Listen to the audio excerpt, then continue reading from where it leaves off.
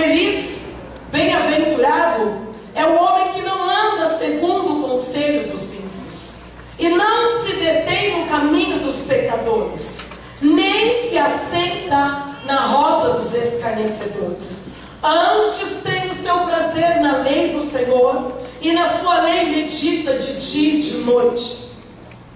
Quando eu comecei a meditar neste salmo, eu começo a perceber, o Senhor trouxe ao meu coração, que para a gente ser feliz, satisfeito em nossa vida, em nossa área profissional, independente de bens materiais, Deus tem esta alegria e esse contentamento. Porque aqui este salmo está dizendo que feliz é o homem que não anda segundo o conselho dos ímpios. Então a nossa felicidade não consiste, sim, nós precisamos das demais coisas, mas na vida do cristão, a prioridade é o reino, as demais coisas vão ser acrescentadas.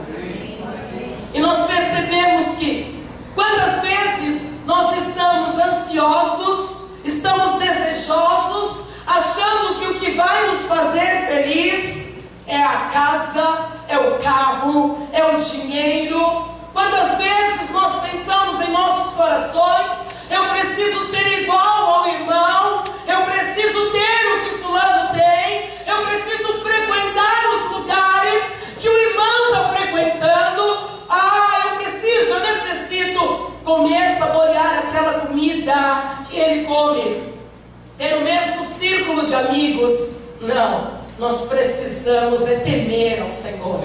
Nós precisamos é reverenciar o Senhor. Por que esse homem era feliz?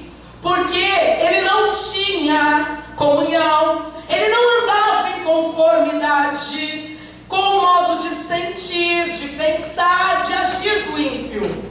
Aquele que é justo, que foi justificado por Deus, ele não se identifica com as práticas do ímpio.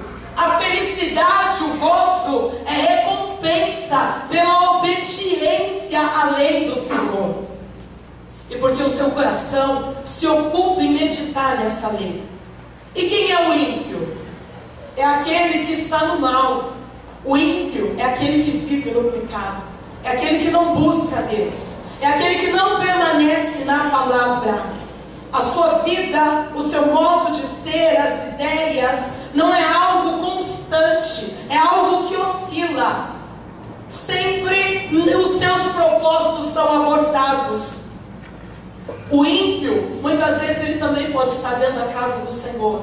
E é aquele que obedece, aceita Cristo como o único e suficiente Salvador, mas não houve uma conversão genuína dentro dele. Não é aquele que mudou de itinerário, porque conversão, você está indo num caminho, e quando você aceita Cristo, você muda o teu trajeto, você muda a tua maneira de pensar, de agir, de falar.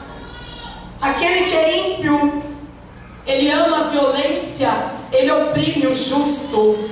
É aquele que põe armadilha para apanhar o justo. E o ímpio, ele não tem parte no reino de Deus. E eu creio que nessa noite não existe ímpios no nosso meio.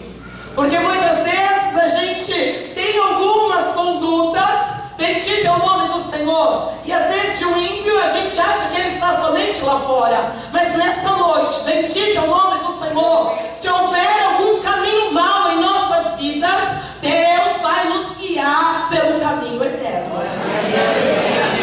Quando a gente medita e não se assenta na roda dos escarnecedores, essa palavra de Deus, que é viva, que é eficaz, que é penetrante, essa palavra que quando ela começa a ser proclamada no mundo espiritual, coisas começam a acontecer na nossa vida.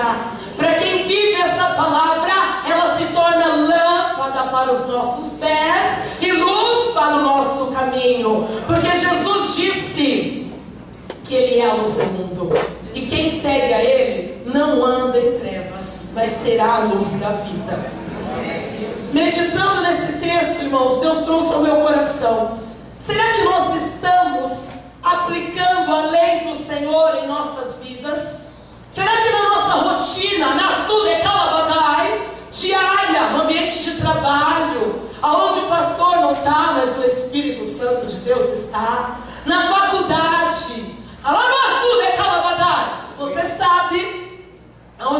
está plantado, aonde você está inserido. Como que tem sido a aplicabilidade da palavra na nossa vida? Como nós temos exercido o nosso papel e a nossa responsabilidade dentro do reino? E aí o Senhor, como nós estamos falando de família, como que eu tenho sido como pai? Pai, o cabeça, o líder espiritual que representa Cristo dentro do lar. Eu tenho instruído os meus filhos no caminho que devem andar?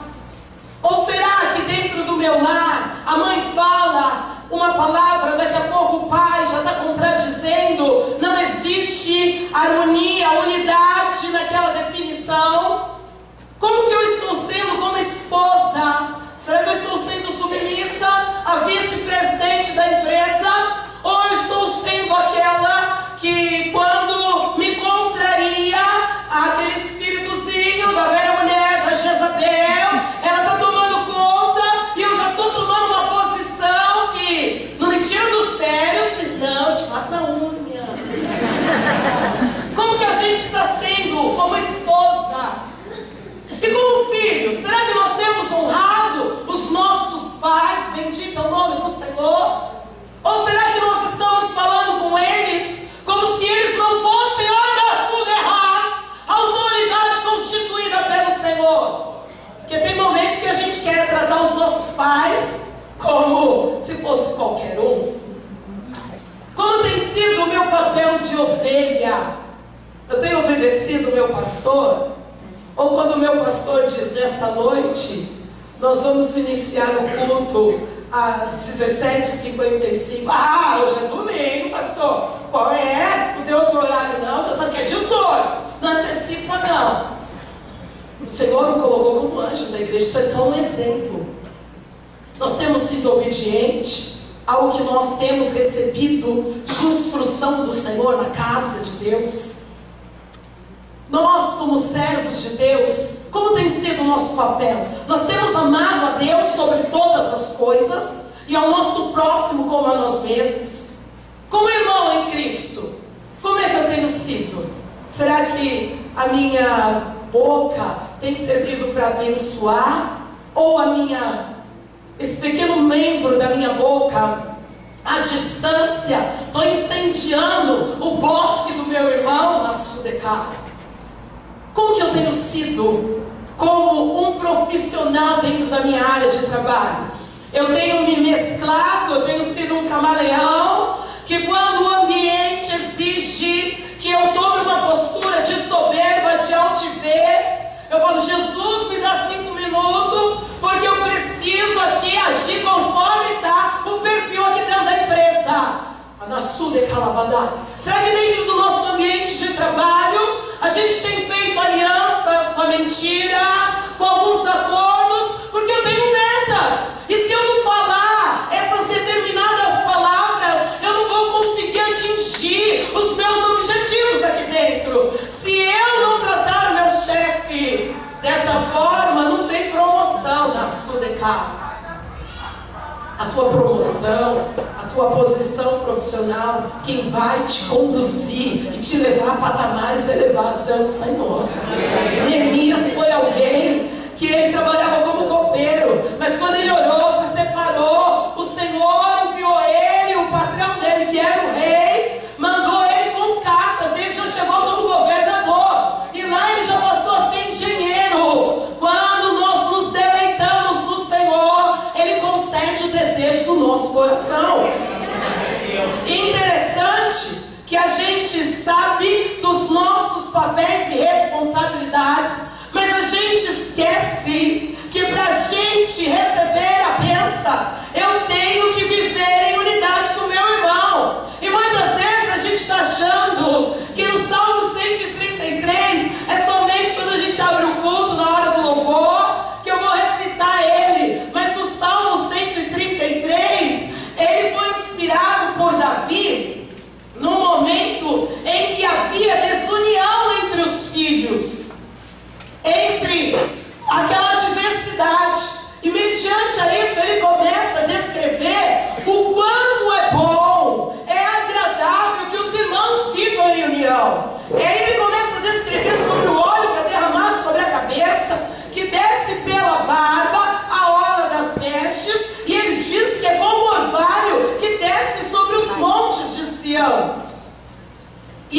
salmo, ele estava falando a respeito do amor, da santidade, da unidade que o Espírito Santo de Deus, ele requer de nós.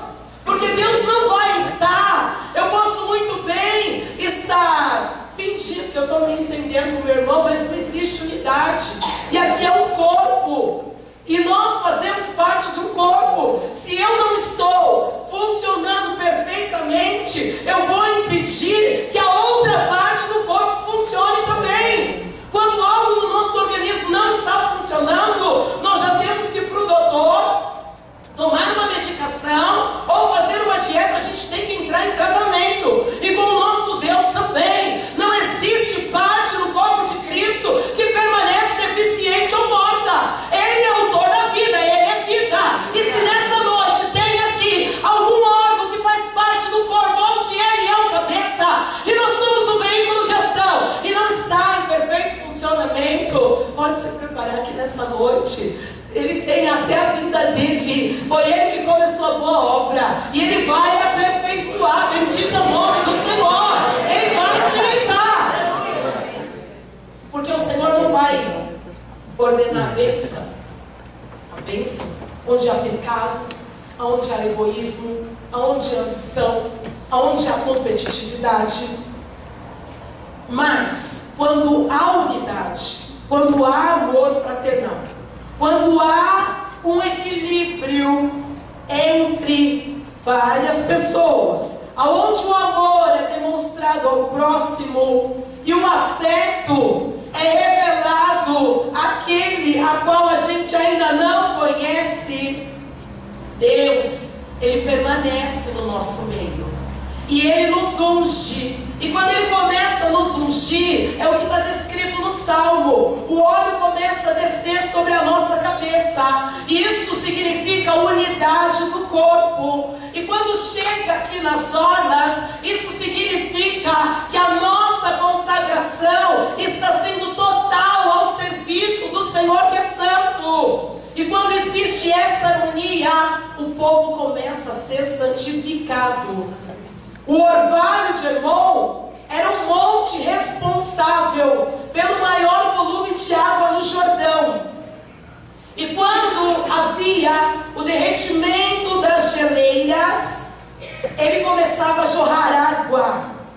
E aonde tinha possibilidade, onde estava estéril, aonde existia sequidão, o orvalho de Hermon, ele doava vida, ele trazia frescor, ele significava a bênção do Senhor. E o que é estéril passa a ter vida, a terra se torna próspera. Então nessa noite, não adianta eu aparentar, eu usar uma máscara, eu preciso estar em unidade. E isso, irmãos, é aqui dentro, é no meu ambiente de trabalho, é dentro do lar, com os meus vizinhos. Quantos casais dentro da casa do Senhor que dormem sem se falar? Aqui não acontece isso.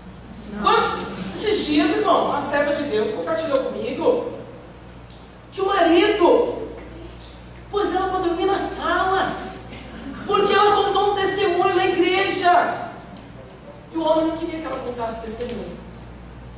E é uma serva de Deus que a gente sabe que tem equilíbrio. E aí ela falou, dormir na sala de santo Deus. Então a gente está achando que eu posso ficar sem falar com o irmão, eu vou ver só domingo que vem. Eu quero a bênção do Senhor, eu tenho que andar em unidade.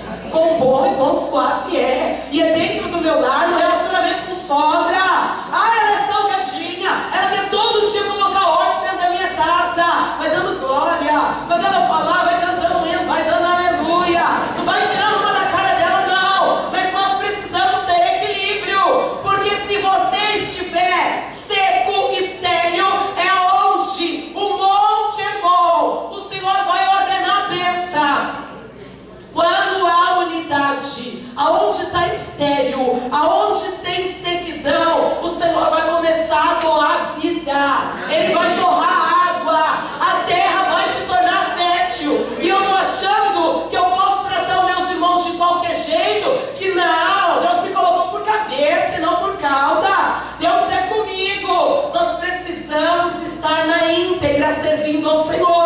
aí Ele será conosco, e aí Ele vai ordenar a bênção.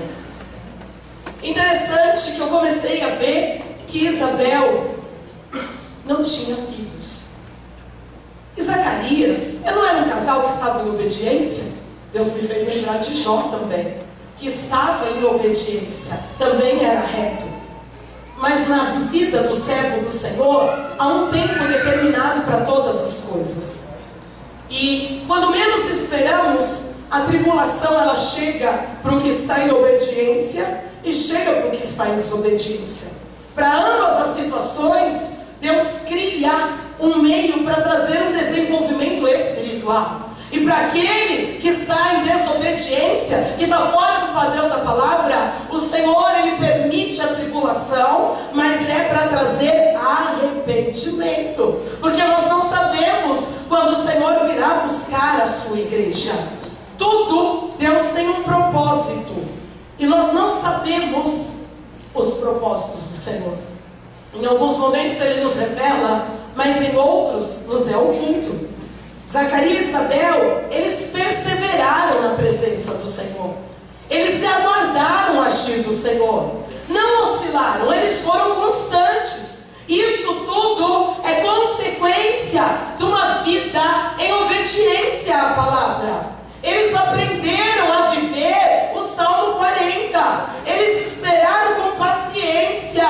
Eles esperaram confiantemente no Senhor. E o Senhor se inclinou para eles e ouviu o clamor deles. Como que eles esperaram? Com paciência. E aí diz o Salmo que o Senhor tira de um lago horrível, de um charco de lodo, e põe os nossos pés sobre uma rocha. Quando nós aguardamos, como nós adoramos a Deus nesse último hino, o Senhor firma os nossos passos. Ele coloca um novo cântico na nossa boca. Muitos veem o que Deus faz na nossa vida, temem e confiam, mas isso só acontece para quem espera no Senhor. E infelizmente, nós não queremos esperar no Senhor. Nós queremos soluções imediatas. A gente quer oração de hoje, como diz meu esposo, e a gente quer resposta de Deus, igual quando chegam as mensagens do WhatsApp. A gente quer fazer pesquisa no Google e já tem a resposta. A gente quer que o céu é a mesma coisa. E muitas vezes nós não estamos esperando e nós estamos nos precipitando. E aonde só há caos nas nossas vidas. Aí a gente fica cabisbaixo, a gente chora, a culpa é de fulano, a culpa é do irmão que não quer orar comigo, é da pastora que não me convocou para estar junto com as irmãs. A culpa está em todo mundo. Só que nós precisamos nos avaliar aonde estamos falhando. Nós estamos mais ou menos dessa maneira, eu vou exemplificar. Vou me separar. Esse homem não muda, é sempre desse mesmo jeito, não aguento mais essa casa. Ela não está esperando o Senhor. E muitas vezes, irmãos, Deus não mudou o homem porque primeiro precisa mudar ela, ou vice-versa. Deus coloca o casal, é uma lixinha para um lapidar o outro. Às vezes o processo que está passando com o filho, vou largar esse menino de mão. Deus mandou. Já entreguei nas mãos de Deus. Isso para mim, esse entregar sabe, orar, mas não, sabe, esse entregar vejo que não tem resultado, é falta de confiança. Não é aquele entregar de estar aos pés do Senhor, orando, intercedendo, clamando, com propósito, jejuando, pedindo a Deus para repreender a potestade, o principado que está lutando com a vida do filho. A melhor saída, muitas vezes nós estamos dizendo, é pedir a demissão. Teve uma, ou então a gente começa a mandar mensagem. A gente quer oração por telefone, a gente quer oração por mensagem. Ninguém quer ter comunhão com Deus, intimidade. E a irmã falou para mim assim: irmã Kelly, meu chefe parece um Hitler. Então, meu filho, vamos orar, vamos jejuar. Se você sair deste trabalho antes do tempo de Deus, você vai chegar lá na outra, você vai encontrar outro Hitler, vai encontrar um pior. Você tem que tirar 10 na prova de Deus. Não adianta. Muitas vezes o Senhor está dizendo que é para nós aguardarmos em silêncio no meio da adversidade. Tem alguns que falam, não, eu tenho que falar. Eu não gosto, eu fico por aqui. Se eu abrir minha boca, ninguém me segura. Na calabandar. Por eu não ajudo a calabandar. Onde está o fruto do Espírito? Onde está o Espírito Santo? Não, mas eu preciso preciso falar. Não, olha, eu sei que lá na frente o pastor vai me levantar como obreiro. Eu sei, eu sinto o meu chamado, mas eu vou ter que falar para o pastor que já está na hora de me levantar. Tem um obreiro que se candidata. Não é o Espírito Santo de Deus que dirige a igreja, é ele que ir lá e falar: eis-me aqui, entendeu? Na hora que é, que é para unir com o pastor, jejuar, interceder, orar, ele não quer. Mas para sair na capa da cara, ele é o primeiro, pastor. Como diz meu esposo, irmãos, tem festividade, que tem alguns que ele quer sair em todas as fotos. É aquele que sai por baixo, sai por cima, ele quer, tá lá. Mas na hora de estar na consagração, no jejum, ele nunca tem tempo, na cala sul. Mas ele quer a vitória. Ele quer. A gente não quer aguardar nada da parte de Deus. A gente se candidata em tudo. Na área profissional, então, nossa, já olha meu currículo. Vou ficar até quanto tempo? Ninguém vai me enxergar nesse lugar. Calma, meu santo, com Deus não é assim, não. A Bíblia diz em Isaías 64 que desde a antiguidade não se ouviu, nem com os ouvidos se percebeu, e nem com os olhos se viu um Deus além do nosso Deus. Ele trabalha para aquele que espera nele. Você está esperando Deus? Eu quero te animar, porque Ele está trabalhando em teu favor. Os que esperam no Senhor, estou cansada dessa vida. Você pensa que é fácil ficar esperando? Não, você não está no meu lugar. Se você tivesse, eu estou por aqui. Então, você está em Jesus? Você está na palavra? Isaías 40, os que esperam no Senhor, está esperando, você vai ser renovado. Vai subir com asas, como águia. Vai correr e não vai se cansar. Você está vendo que você está esgotado? Porque está na carne, né? Vai se cansar, vai caminhar e não vai se fadigar. Quando você vê esse crente acabado, cansado, está totalmente fora, né? Voltando ao texto, e aconteceu no versículo 8, que Zacarias, exercendo a função do sacerdócio diante de Deus, coube-lhe em sorte entrar no templo do Senhor para oferecer o incenso. Chegou o momento em que Zacarias, ele é sorteado para realizar a sua função sacerdotal dentro do templo. E aquele momento era o símbolo da presença de Deus. E esse ministério diário, que era exercido todos os dias, era dividido em 4 partes. No romper do dia, ocorria a limpeza do altar e a preparação do braseiro. Logo adiante tinha oferta de sacrifício, limpeza do candelabro, a limpeza do altar, a queima do incenso, a nomeação dos que deveriam depositar o sacrifício e a oferta de manjar sobre o altar.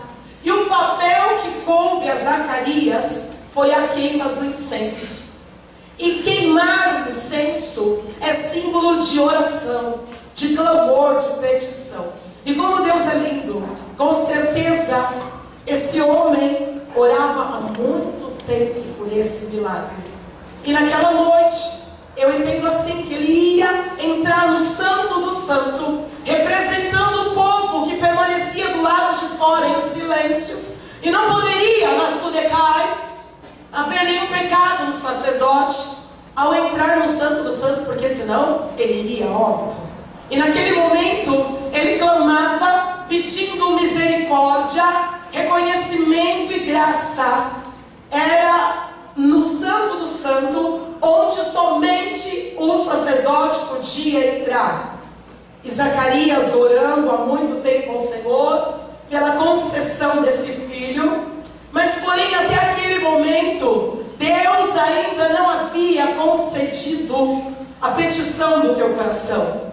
E eu comecei a meditar, e alguns livros expressam que ele também teve um momento de fraqueza, mas isso não o tirou da presença do Senhor, não impediu de exercer a incumbência que Deus colocou na mão dele. A nossa visão é limitada, mas ele permaneceu olhando para o Senhor.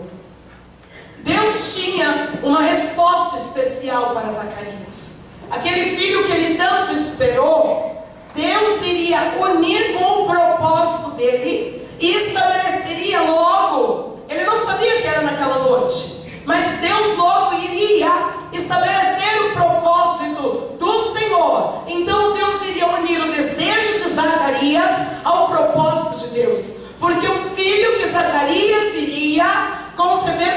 esposa ali, Gerar, era João Batista, alguém que seria precursor do Messias.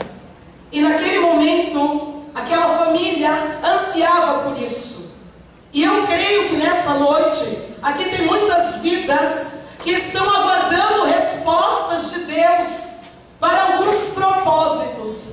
E o desejo de Deus para nós é que nós venhamos entender a necessidade de orar, independente do obstáculo, de ser constante e abundante, para que nós possamos ter a palavra do Senhor cumprida em nossas vidas. Nós observamos que houve uma demora, irmãos, e eu conversando com meu esposo hoje em casa, eu falei assim, meu Deus, 80, 90, quando será que nasceu no coração desse casal o desejo de ser filho, de ter filho? E vieram entender que ela era estéril. Mas quanto tempo? 20 anos? E aí ele falou assim, hoje a gente quer tudo imediatista, mas enquanto nós não somos aprovados pelo Senhor, Ele não nos concede a bênção. E aqui eu vejo que esse casal soube aguardar no Senhor, soube esperar. E Deus, Ele não adia a resposta da gente. A nossa resposta vem no tempo determinado.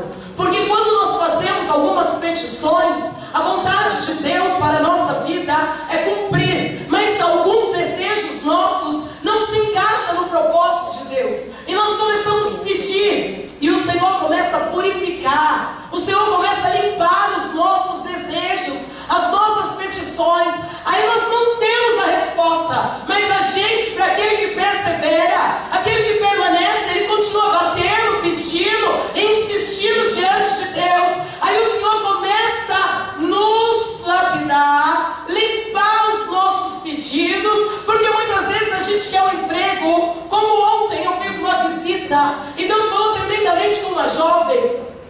Ela é formada em contábeis e está fazendo direito tributário.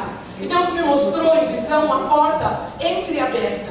E Deus disse para ela, esta porta, ela está entreaberta. Não vai ter tudo que você necessita para o desempenho da sua função na vida secular. Mas está chegando uma segunda porta, aonde vai suprir toda a tua carência ali para o desenvolvimento profissional dela. E logo de imediato ela já começou a chorar e falou, mas eu queria tanto essa porta, mas Deus não vai abrir. Eu disse para ela, entende o que o Senhor está falando? Essa que você